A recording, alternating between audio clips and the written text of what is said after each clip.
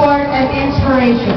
Alfred and Rina, you are truly blessed with such wonderful parents, and I'm definitely sure when it comes to knowing what marriage life is and all about, they have always the word to share to their children. Partner? So we'd like to call on the mother of the bride to say a few words daw po para kay Rina. Palakpakan po natin ang mother of the bride. Mami ang bonnet ang kaya. Pwede po ba tayo magbigay? Mami. Sige na po, tayo na po tayo. Sila tayo wireless phone eh.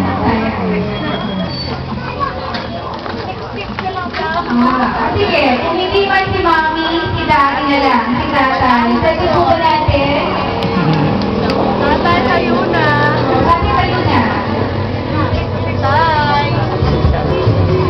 Text na lang nila, text. Siguro mamaya na lang siya po. Sinakay sa kami. So this life,